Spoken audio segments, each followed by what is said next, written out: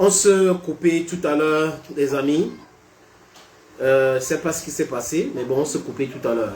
Donc, en fait, j'étais en train de passer un message à nos frères africains, à nous-mêmes. Vous savez que nous sommes à l'origine de nos propres turpitudes. C'est nous qui créons l'atmosphère des paniques, de peur pour laisser ces gens-là penser qu'on a peur d'eux, que nous paniquons devant eux. C'est nous le peuple africain. Et la jeunesse actuelle n'a pas peur. Je répète, la jeunesse actuelle n'a pas peur. Vous savez, on a tellement souffert. Nous souffrons.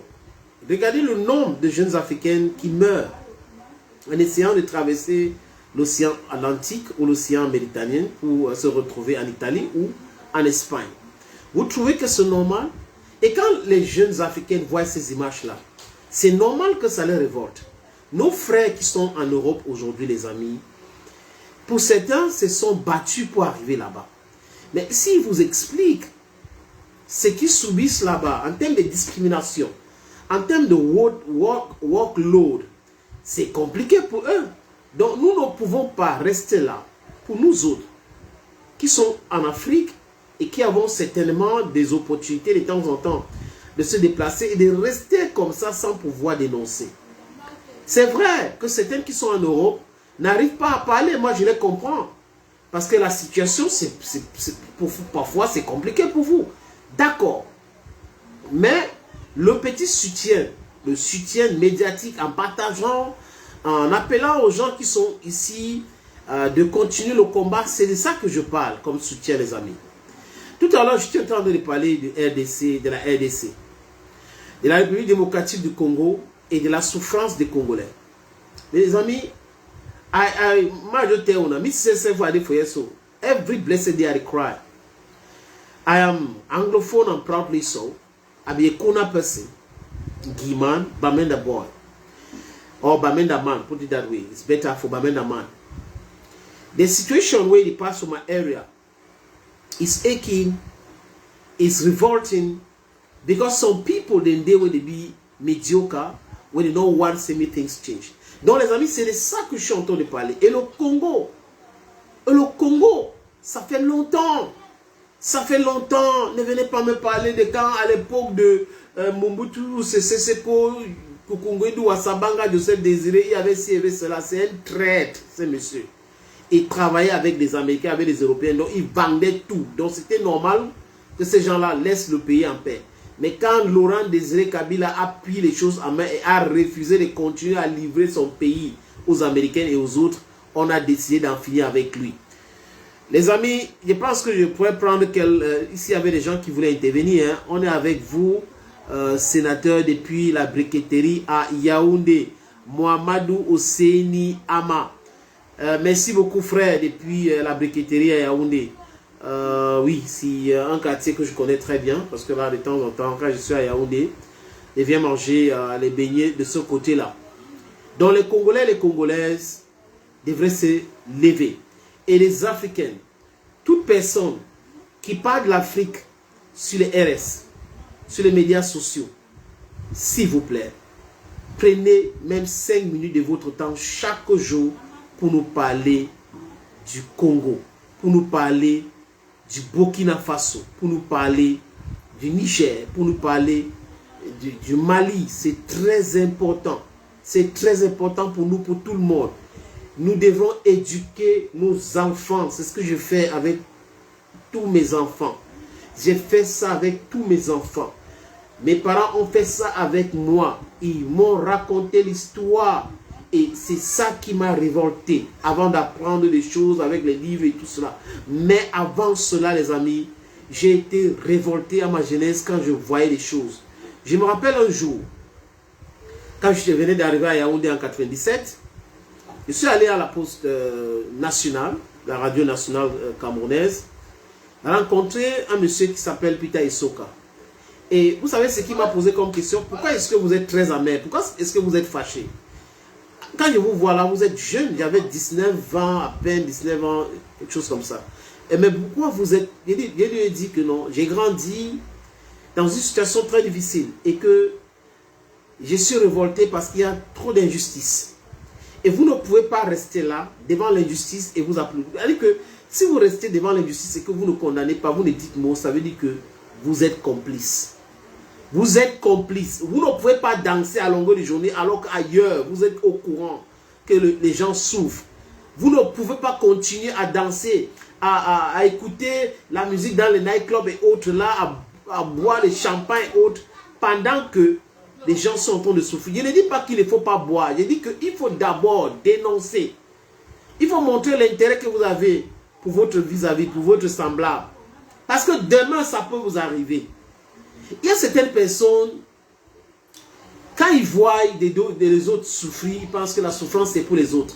La souffrance c'est pour tout le monde. C'est pour moi, c'est pour vous. Donc, on doit se serrer les coudes pour pouvoir avancer. Si on ne peut pas faire ça, les amis, c'est-à-dire que on n'a pas, c'est-à-dire que notre existence ne sert absolument à rien. Je dis absolument à rien. On peut avoir raison d'exister sur cette terre parce que on ressent de l'empathie pour X ou Y, pour telle ou telle situation. That's how we have to do it. Il y a Fulbert Nanema, dis tout, je te respecte. Merci beaucoup, frère. Seydou Lucha, salut. On a Modibo Doumbia, je crois que c'est un ami du Mali. Nous sommes avec toi, mon frère sénateur, depuis Kati, la ville d'Assimi Goïta, au Mali. Les amis de Kati, je vous salue. Donc, c'est un peu ça la situation. On ne peut pas se permettre que des pays comme le Mali, le Burkina Faso, le Niger sont en train de se libérer. C'est difficile. Ils sont en train de se libérer. Ils sont en train d'aller vers la souveraineté totale. Et pendant ce temps, on accepte que les kakistocrates, c'est quoi la kakistocratie, les amis? C'est la gouvernance des incompétents, donc des médiocres. On ne peut pas accepter que les incompétents que l'Occident nous a imposés continuent de nous traiter comme des moins que rien. La souveraineté, c'est notre côté. Le peuple est souverain. Mais le peuple ne peut pas être souverain sans savoir. Le peuple, on doit lui dire, on doit dire au peuple que c'est vous. Le pouvoir est entre vous-mêmes. Parce que certains gens pensent que le pouvoir, c'est les dirigeants. Mais n'est-ce pas, c'est leur pays. C'est faux. Vous avez vu comment le peuple malien soutient ou a soutenu le gouvernement.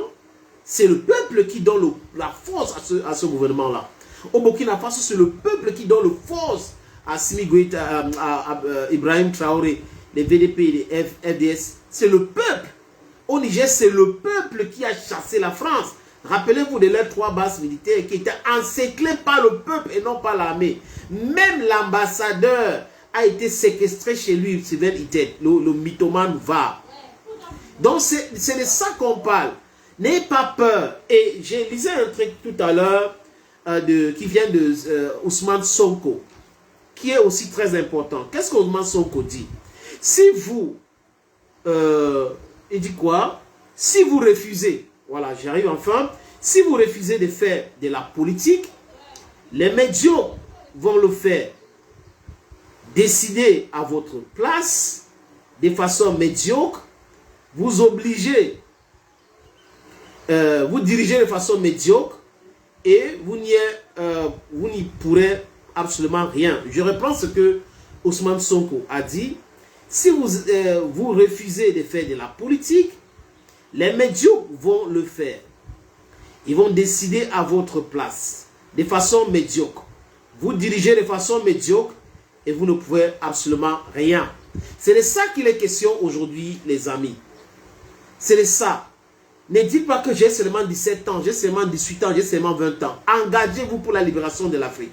Engagez-vous. Si on retrouve 1 million, 2 millions, 3 millions, 100 millions, 200 millions, 300 millions d'Africains aujourd'hui qui sont en train de passer le même message, ça va faire plier ces gens-là en un an. En un an, ils vont plier leur bagage. Ils vont nous respecter. Je passe mon temps à dire, je ne sais pas. Je dis que l'Afrique n'a pas est surpeuplée.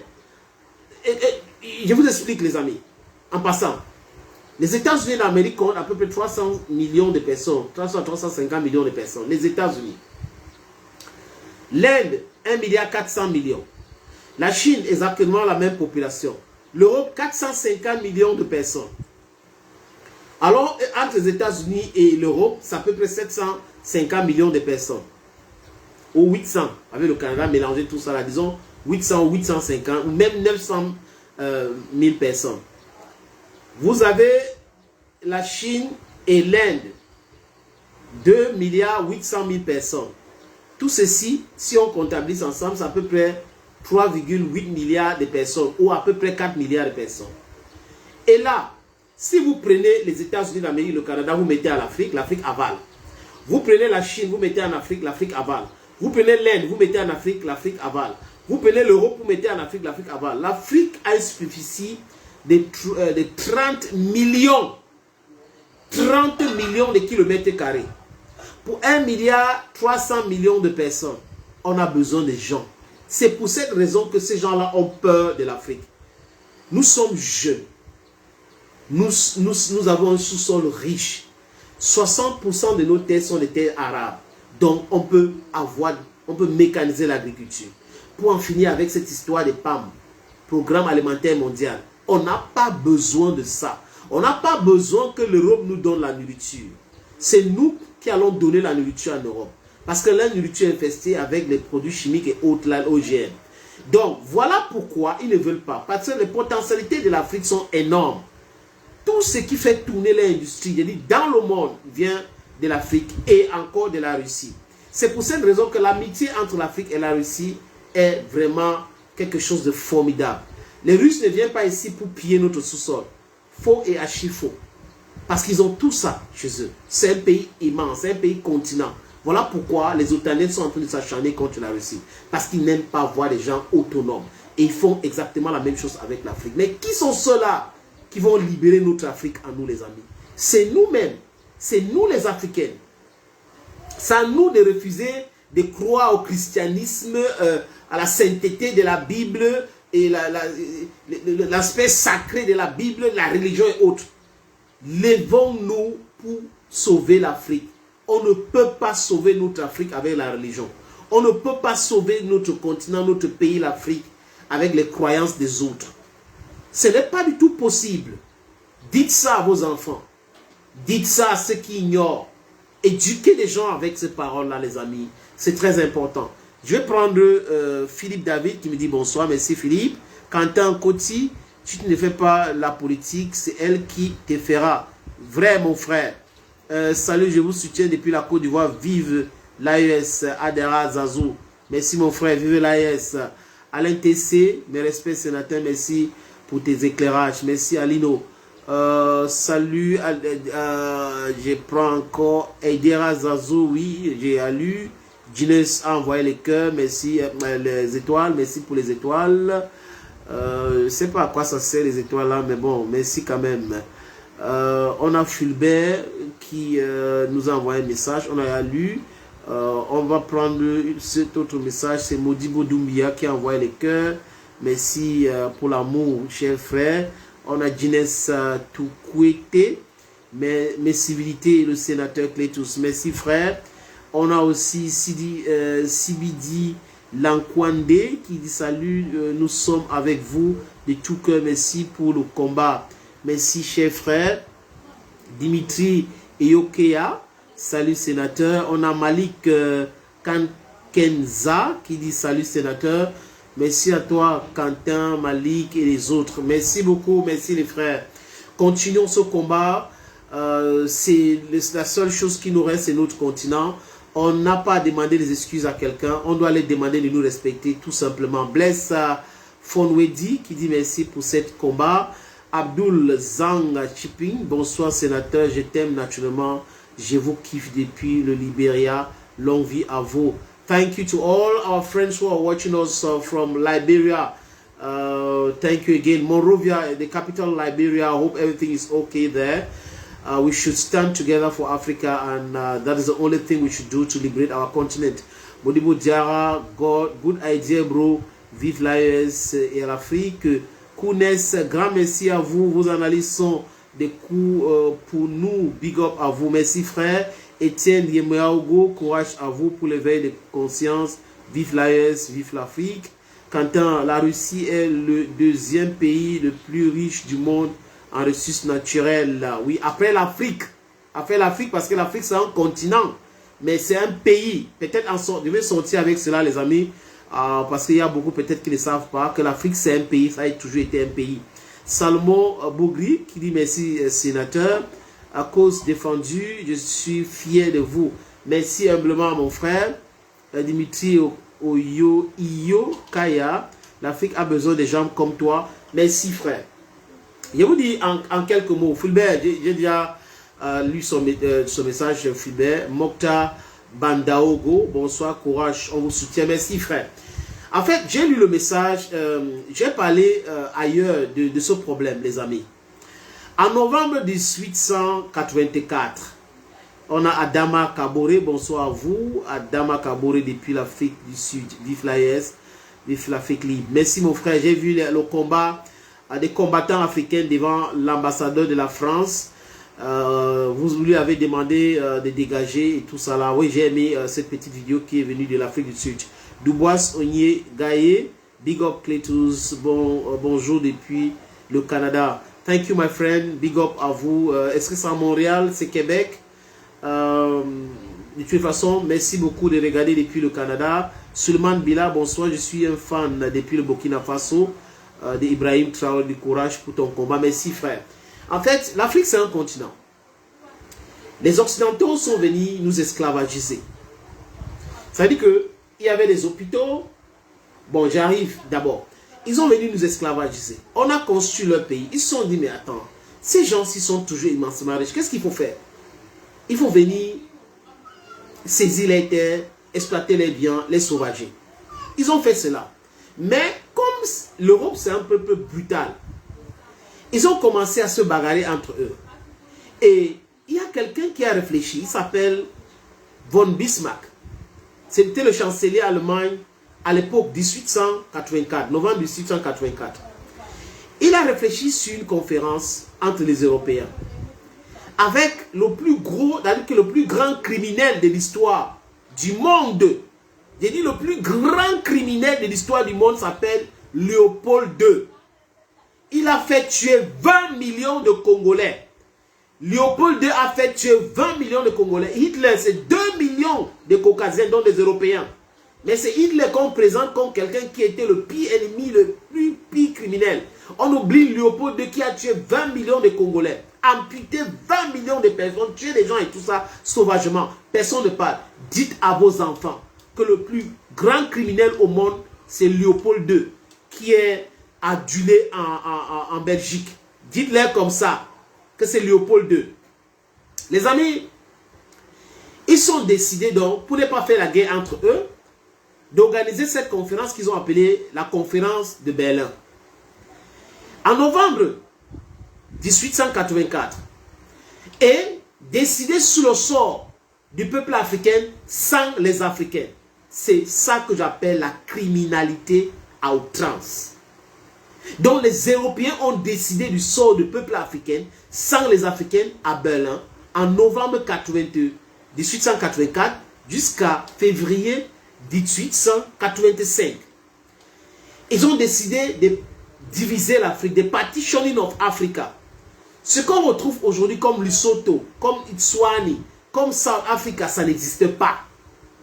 Ça n'existait pas. Le Zimbabwe, tout cela, ça n'existait pas. Tous les noms qu'on retrouve aujourd'hui en Afrique, ce sont des noms donnés par les Occidentaux. Ils ont décidé comme ça à Berlin parce qu'ils ne voulaient pas faire la guerre entre eux. Et regardez les pays africains.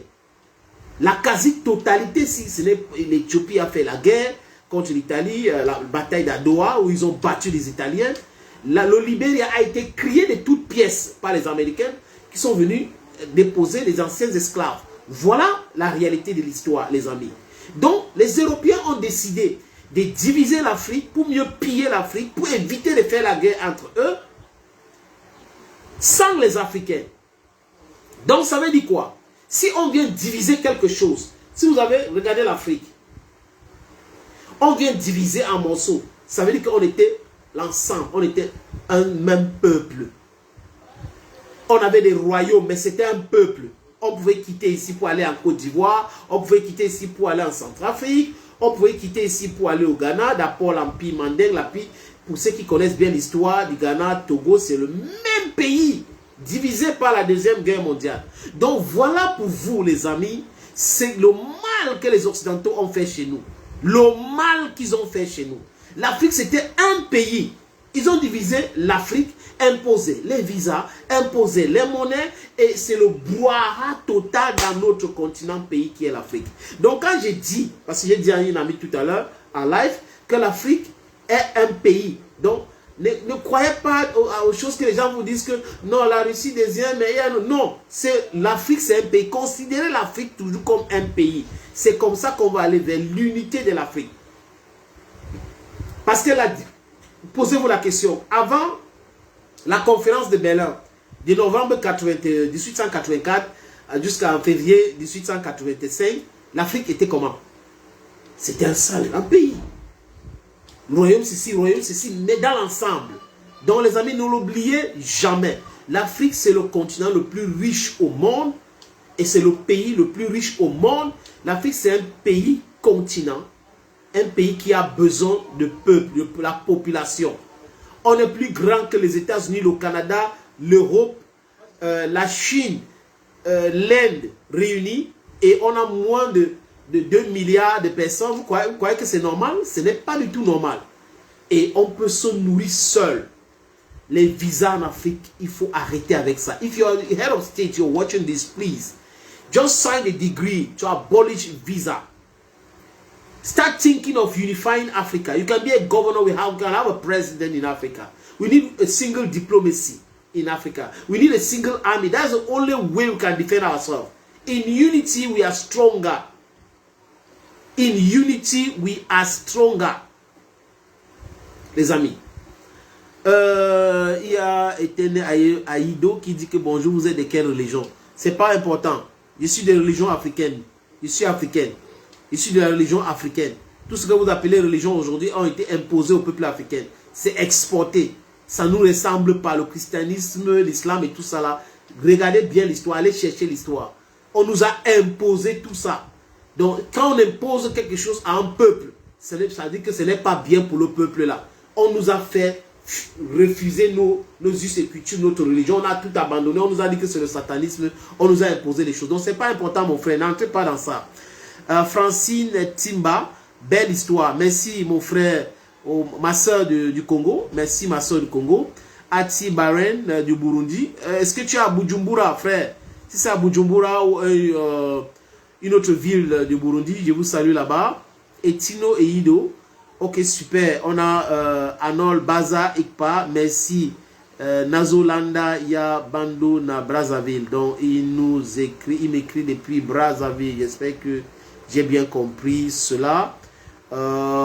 Oui, j'espère que j'ai bien compris cela. Les amis, bah, je vais vous laisser ici. Espérons qu'on va se retrouver très très bientôt encore. Mais n'oubliez jamais, n'abandonnez pas la lutte actuelle. C'est pour notre avenir, notre devenir. C'est très important. Il nous propose plus la distraction. Acceptez aussi que la distraction, c'est bien de temps en temps. Mais le plus important, c'est la libération de l'Afrique. On a cette simulacre d'indépendance politique, mais nous avons besoin d'indépendance économique réelle. C'est de ça qu'il est question. Bon week-end à tout le monde et bye bye.